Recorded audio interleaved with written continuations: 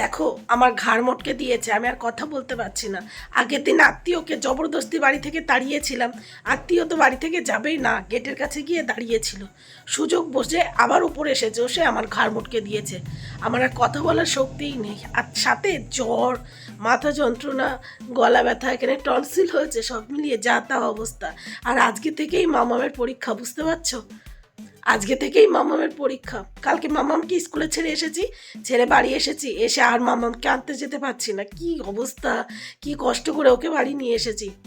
আর আজকে মিস্টার প্রতিদেব সেই জন্য অফিসে যাবে না। সব মিলিয়ে চলো, সারাদিন দেখতে থাকো আর আমার সঙ্গে থাকো। মিস্টার প্রতিদেব সবার জন্য ব্রেকফাস্টে রুটি আর পালং শাকের তরকারি রান্না করছে। তো আমি এক ফাঁকে দুই মেয়ের জন্য দুধ গরম করে এই যে দুধ হলুদ গুলিয়ে নিলাম, চলো ওদেরকে দিয়ে আসি। তো ওদেরকে দিয়ে আসলাম। এদিকে দেখো মিস্টার প্রতিদেবের ফাইনালি রান্নাবান্না কমপ্লিট। রান্না করেছে শীতের বিভিন্ন রকম সবজি দিয়ে পালং শাকের ঘ্যাট আর পাশাপাশি রুটিগুলো সামান্য একটু তেল দিয়ে ভেজে নিয়েছে। আর মিস্টার প্রতিদেব না একদম গোল গোল রুটি করতে পারে না, তো কি হয়েছে, রুটিগুলো তো সেই ছিঁড়ে ছিঁড়েই খাবে, থোড়াই না গোল গোল একেবারে পুরো গালে খেয়ে নেবে। আর এইদিকে দেখো এখনও উনি রুটি বানাচ্ছে। তো যাই হোক চলো দিয়ে দিই ওদের। গুড মর্নিং দুষ্টু, গুড মর্নিং মামাম, গুড মর্নিং। এই নাও, আজকে কিন্তু তোমার পরীক্ষা, তাড়াতাড়ি খেয়ে নাও, তারপর স্নান করিয়ে দেবো। তুমি খাবে? তা কি খাবে? পাশ দিয়ে দেবো? বাবা কষ্ট করে তরকারি রান্না করেছে, তরকারিটাও খাবে, পায়েসটাও খাবে, ঠিক আছে? না মা, নাহলে বাবা বকবে। খাও, আমার সোনা মা তো। নাও খেয়ে নাও, এদিক সরে এসো। তো বাসি ঘরের সমস্ত কাজ বাজ গুছিয়ে নিয়েছি, পাশাপাশি বেসিংয়ে কিছু কালকে রাত্রে থালা বাসন ছিল সেগুলোও মেজে নিয়েছি। এখন মামাকে স্নান করিয়ে স্কুলের জন্য রেডি করে দেবো, যাবে বাবার সাথে স্কুলে পরীক্ষা দিতে। আর কি জানো তো, মিস্টার প্রতিদেব আবার শরীর খারাপ বলে ব্রেকফাস্টটা রেডি করেছে, দুই মেয়ে খেতেই পাচ্ছে না, খেতেই পাচ্ছে না। রুটিটা খেয়ে নিয়েছে, মানে যেমনই হোক খেয়ে নিয়েছে, কিন্তু তরকারিটা, শাকের তরকারি আমি রান্না করবো, সবাই চেটে ফুটে খাবে, উনি এমন রান্না করেছে দুই মেয়ে খেতেই পাচ্ছে না। দুষ্টু তো সবজি খাই না, ছাড়ো, বাস দিয়ে খেয়ে নিয়েছে। কিন্তু মাম্মা, ও কিন্তু সবজি ভালো খায়, সে খেতেই পাচ্ছে না।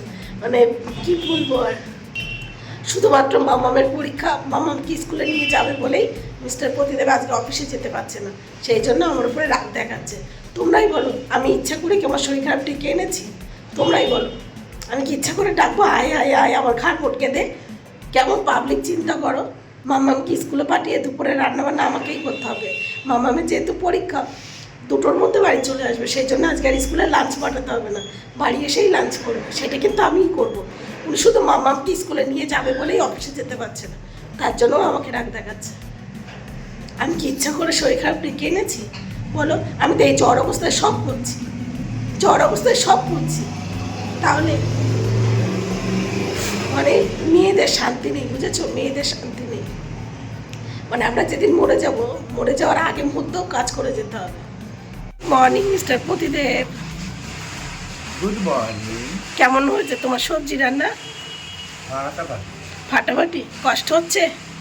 হেভি, এমন সবজি শুধু শুধুই খাওয়া যায়, ভাত তরকারিটা, ভাত রুটিটা দরকার লাগে। তাই রুটিটা খাচ্ছ কেন? তাহলে রেখে দাও, নাও শুধু সবজি খাও, খাও খাও। দারুণ হয়েছে না? তোমার মেয়ে খেতেই পারলো না, নাও তোমার রুটি। তাড়াতাড়ি রেডি হও, ওইদিকে দেখো 10টা বেজে গেছে, 10টা 20-র মধ্যে বেরোতে হবে। হ্যাঁ নাও, হ্যাঁ কে নাও, এই যে ব্যাগ, ভালোভাবে পরীক্ষা দেবে, ঠিক আছে? বাবার সাথে যাচ্ছ, দুষ্টুমি করবে না, ভালোভাবে পরীক্ষা দেবে। চলো টাটা করে দাও, টাটা। তো এই যে মাম্মামকে স্নান করিয়ে স্কুলের জন্য পুরোপুরি রেডি করে দিয়েছি। এখন মাম্মাম যাবে বাবার সাথে স্কুলে পরীক্ষা দিতে। চলো, অল দ্য বেস্ট, টাটা। ভালোভাবে পরীক্ষা দেবে, ঠিক আছে? তো ওকে দিয়েই চলে আসবে নাকি নিয়ে আসবে? তাহলে দুপুরে কে রান্না করবে? হ্যাঁ, কে রান্না করবে? চলো টাটা। দেখো, শরীর খারাপ থাক আর ভালো থাক, সব কাজ করতে হবে, সব কাজ করতে হবে। তো এখন রান্নাঘরে যাব, রান্নাঘরে গিয়ে আমার জন্য আগে একটু আদা তেজপাতা দিয়ে লিকার চা বানাবো, চা বানিয়ে চাটা খাবো, তারপর ধীরে সুস্থে দুপুরে রান্না বান্না করব। আমি আর এখন স্নান করলাম না, শুধু দুই মেয়েকে স্নান করে দিয়েছি গরম জল করে। তো সব মিলে চল আগে চাটা বানিয়ে নিয়ে আসি। ফাইনালি আমার চা রেডি, ফাইনালি কেন বললাম, চা খাবো বলে আশা করে রান্নাঘরে গেছি। রান্নাঘরে গিয়ে দেখি আমার রান্নাঘরের অবস্থা পুরো খারাপ। মিস্টার প্রদীপ সকালে শুধু ব্রেকফাস্টের জন্য রুটি করেছে আর পালং শাকের ঘ্যাট, তাতেই আমার রান্নাঘরের অবস্থা পুরো 12টা বাজিয়ে রেখেছে। তো চা বানানো পাশে রেখে আগে রান্নাঘর পরিষ্কার করলাম। পরিষ্কার করে যে সমস্ত বাসন টাসন হয়েছে সেগুলো বেসিংয়ে রাখলাম। তারপর টেবিলটা মুছলাম, টেবিলের অবস্থাও পুরো খারাপ। টেবিলটা মুছলাম, মুছে তারপর আবার রান্নাঘরে গিয়ে আদা, তেজপাতা, লবঙ্গ, গোলমরিচ সব কিছু দিয়ে জল ফুটিয়ে এই যে চা বানিয়ে নিয়ে ঘরে চলে এলাম। এখন এটা খাবো, তারপর বেসিংয়ে আবার যে সমস্ত থালা বাসন রেখেছি সেগুলো মাজবো। তারপর রান্নাঘরে গিয়ে শুধু সোয়াবিনের তরকারি আর ভাত করব, কারণ এর থেকে বেশি কিছু করার মতো শক্তি আমার নেই। আগে তো ঠান্ডা লেগেছে, তার উপরে সকালে এক গুচ্ছের থালা বাসন মেজেছি, এখন আবার মাজতে হবে। বলো কেমনটা লাগে? উনি শুধু রুটি আর পুঁই শাক ওই পালং শাকের ঘ্যাট করেছে, তাতেই 12টা বাজিয়ে রেখেছে।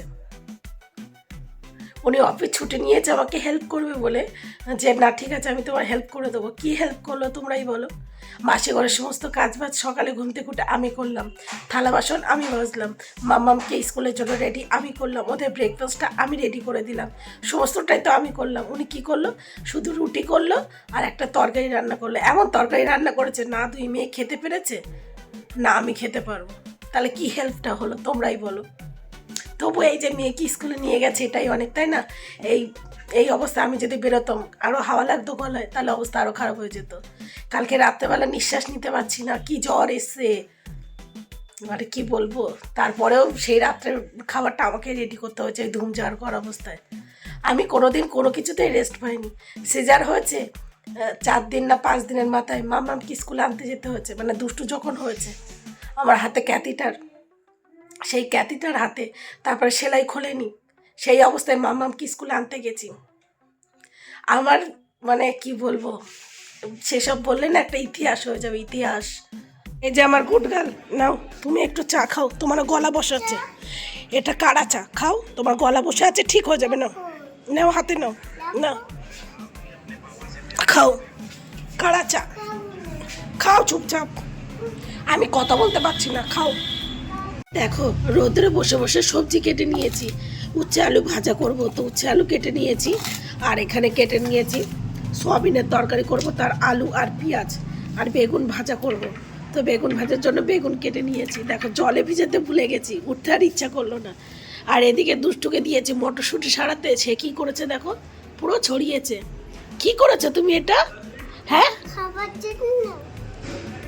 দেখো কতগুলো দিয়েছি, এই কটা আছে, আর বাকিগুলো তো যে ছড়িয়েছে, দেখতে পাচ্ছ? এই যে দেখো সবজিগুলো ভালোভাবে ধুয়ে নিয়েছি। এখানে বেগুন, উচ্ছে আলু আর এই যে আলু। এইবার তোমাদেরকে দেখাই যেটা মেন দেখানোর জিনিস। দেখো মিস্টার প্রদীপ শুধু ব্রেকফাস্টে রুটি আর তরকারি করেছে, দেখেছো কত বাসন বেসিংয়ে, পুরো ভর্তি বাসন। সকালবেলা কিন্তু এক গুচ্ছের মেজেছি, আবার এত জল খাটলে তোমরা বলো আমার ঠান্ডা ঠিক হবে? এদিকে দেখো রান্নাঘরের সমস্ত কাজ বাজ গুছিয়ে গ্যাস ওভেনটা মুছে ভাত বসিয়ে গেছিলাম। ভাত প্রায় হয়ে গেছে, এবার ভাতটা নামিয়ে নেব। একদিকে ভাজা বসিয়ে দেবো আর একদিকে ঝোলের তরকারি বসিয়ে দেবো। দাঁড়াও সোয়াবিন রান্না করবো, সোয়াবিনটা নিয়ে আসি। এই যে জলে লবণ দিয়ে সোয়াবিনটাকে সেদ্ধ করতে বসিয়ে দিয়েছি। সোয়াবিনটা সেদ্ধ হবে, জল চড়িয়ে নেব, তারপর সোয়াবিনগুলোকে আরও ভালোভাবে 2-3 বার ধুয়ে নেব, তারপরে ভেজে কষিয়ে মাংসের মতো করে রান্না করব। খেতে বেশ লাগবে, একটু ঝাল ঝাল করে করবো আজকে। তো যাই হোক চলো আমি রান্নাবান্নাগুলো কমপ্লিট করি, তারপর তোমাদেরকে দেখাচ্ছি। দেখো ফাইনালি আমার সোয়াবিনের তরকারি রান্না কমপ্লিট। একটু ঝোল ঝোল রেখেছি সোয়াবিনের তরকারিটা, আর পাশাপাশি এদিকে দেখো এই যে উচ্ছে আলু ভাজা আর এই যে বেগুন ভাজা, আর পাশাপাশি কালকের একটু তরকারি ছিল সেটাও বার করে নিয়েছি। 1 পিস মাছ আছে, তো মাছটা দুষ্টুকে দিয়ে দেবো, আর মাম্মামকে একটা যখন খাবে ডিম ভেজে দেবো। আর এই যে মিস্টার প্রদীপের তরকারি, তখন তো তোমাদেরকে দেখালামই। এদিকে আমার দুষ্টু বুড়ি দেখো কোথায় শুয়ে আছে। ও দুষ্টু, কি করছো তুমি? ঘুমাচ্ছ? এখানে কেন? পড়ে যাবে তো, একটু এদিক হলেই তো পড়ে যাবে। রোদ আছে তাই ভালো লাগছে, তাই আমার কিউটি পাই। দেখো কিভাবে শুয়ে আছে, নিজেরই শোয়ার জায়গা নেই, 2টো বালিশ নিয়ে নিয়েছে। দেখো আমার স্নানও কিন্তু হয়ে গেছে, রান্নাবান্না কমপ্লিট করে রান্না করার পর রান্নাঘরে যে সমস্ত কাজবাজগুলো থাকে সেগুলো গুছিয়ে ঘর বারান্দাটা ঝাড়ু দিয়েছি, দিয়ে ঘর বারান্দা মুছে দুষ্টকে ওখানে বসিয়ে রেখে অল্প কিছু কাচাকুচি ছিল সেই কাচাকুচি করেছি। কাচাকুচি করতে গিয়ে না পুরো ভিজে গেছি, তখন হলো স্নান করে নিই। মিস্টার পতিতে বলে গেছিলো আজকে স্নান করো না। আর সত্যি কথা বলতে কী বলো তো, মাথাটা এত ভার হয়েছিল, স্নান করার পর দেখছি একটু ভারটা কমেছে। জানি আবার জাকিয়ে জ্বর আসবে, কিন্তু কিছু করার নেই। মানে কি বলবো, ওই যে কাচাকুচি জল না সব মাথায় চলে গেছিলো, সেই জন্য স্নান করে ওই মাথা ধুয়ে স্নান করে নিলাম। স্নান করে রেডি হয়ে গোপালের পুজো দিয়েই বসলাম।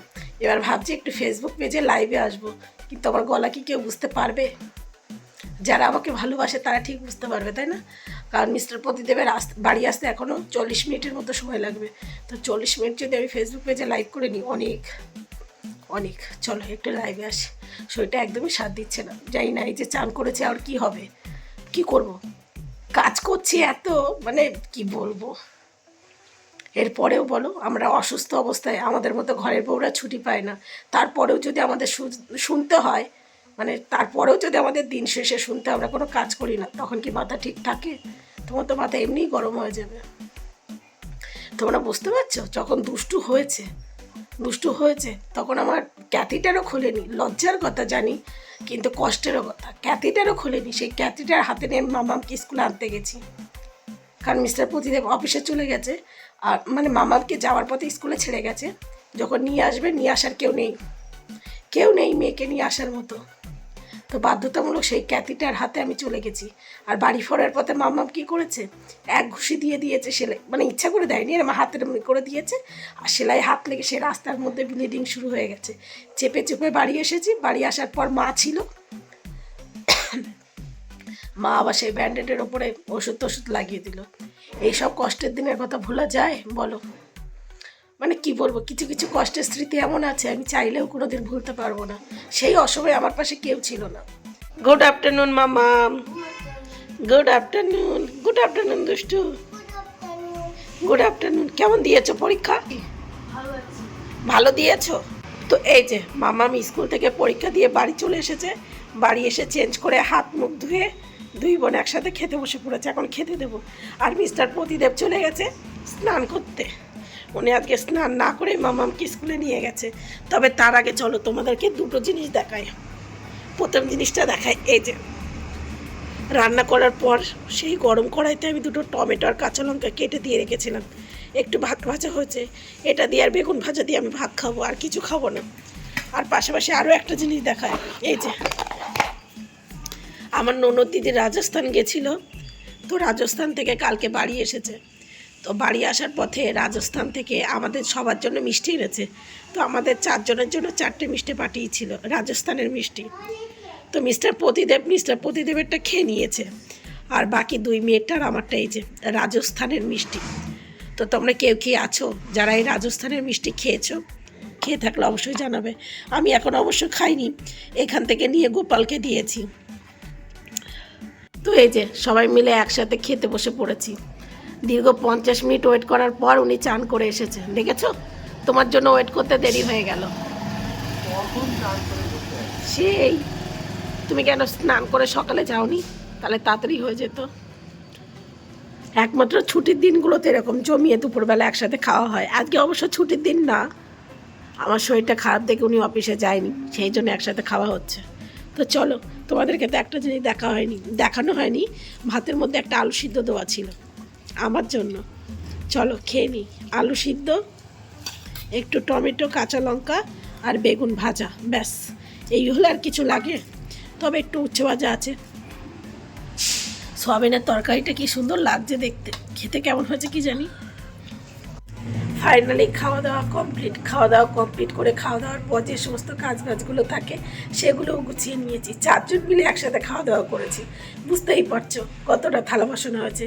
সেই সমস্ত থালা বাসন মেজেছি, যেখানে বসে খেয়েছি সেই জায়গাটা মুছেছি। তারপর জামা কাপড় রোদ্রে দেওয়া ছিল, মানে চান করে যেগুলো কেচেছিলাম মেলে দেওয়া ছিল, সেগুলো শুকিয়েছে, সেগুলো ঘরে নিয়ে ভাঁজ করে রেখেছি। তারপরে এই যে তোমাদের সামনে চলে এসেছি। আর মিস্টার পতিদেব সে কিন্তু জানে আমার গায়ে 102 জ্বর। উনি স্কুল থেকে বাড়ি আসলো তখন আমি জ্বর মেপে দেখিয়েছি 102 জ্বর। তারপরে গলা বসে গেছে, এই সাইডটা দেখেছো ফুলেছে, টনসিল হয়েছে, সেই জন্য এটা পরে এরকম করে ঢেকে দিয়ে রেখেছি। উনি কিন্তু জানেন। তারপরেও উনি মাম্মামকে নিয়ে স্কুল থেকে বাড়ি এলো, স্নান করলো, খাওয়া দাওয়া করলো, তারপর ঘরে গিয়ে শুয়ে পড়েছে। তোমরা হয়তো বিশ্বাস করবে না, আজকে তোমাদেরকে দেখাবো। অনেকে বিশ্বাস করতে চাও না, আজকে দেখাবো। উনি কিন্তু নিজের চোখে দেখলো আমার গায়ে এখন 102 জ্বর। তারপরে এই যে গলা ব্যথা, মানে কথা বলতে পারছি না, এই সাইডটায় টনসিল হয়েছে। সেই অবস্থায় ঘর বারান্দা মুছলাম, থালা বাসন মাজলাম, সমস্ত কাজ বাজ করছি। আর উনি শুধু মাম্মামকে স্কুলে নিয়ে গেছে আর নিয়ে এসেছে, তাতেই কষ্ট হয়ে গেছে। আর আমি যে সারা মাস সারা বছর নিয়ে যাচ্ছি, তাতে আমার কষ্ট হয় না। আর সব থেকে বড়ো কথা, আমার গায়ে যে এতটা জ্বর, তারপরে এই গলার অবস্থা, আমি জল ঘাটাঘাটির কাজ করছি, ওনার কি উচিত না একটু হেল্প করা? চলো আজকে তোমাদেরকে দেখাবো। অনেকে বিশ্বাস করো না, চলো তোমরা শুধু দেখো বন্ধুরা, অনেকে বিশ্বাস করো না আমার বর নাকি আমাকে খুব হেল্প করে।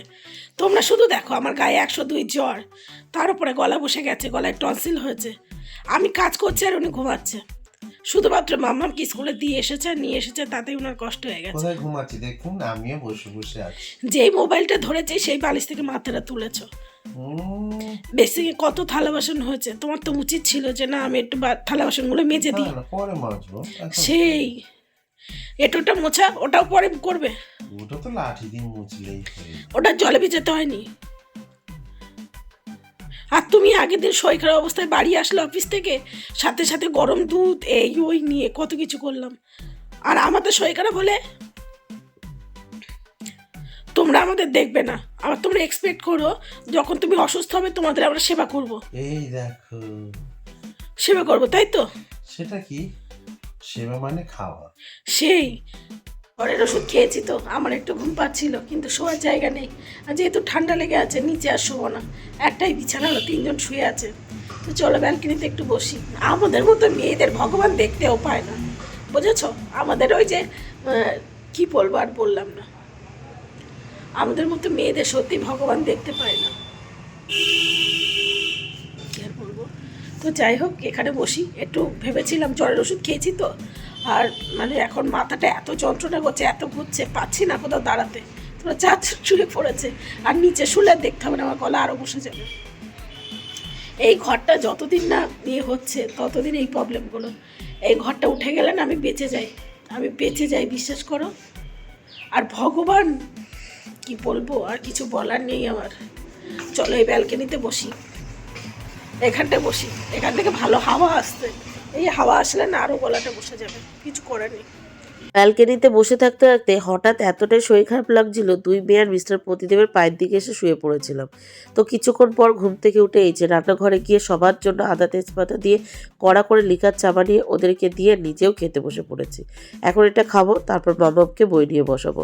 তো যাই হোক, চলো আজকের ব্লগটি এই পর্যন্তই। দেখা হচ্ছে কাল সকাল থেকে আরেকটা ফ্রেশ নিউ ব্লগে। জ্বর এসেছে প্রচণ্ড, এটা খেয়ে আগে জ্বরের ওষুধ খেয়ে নিতে হবে, বুঝেছো? আর গলাটা যা ব্যথা করছে তোমাদেরকে কি বলবো। তো যাই হোক, কিছু করার নেই, ও শরীর খারাপ যখন হয়েছে সেরে গেলে ঠিক হয়ে যাবে, তাই না? চলো টাটা।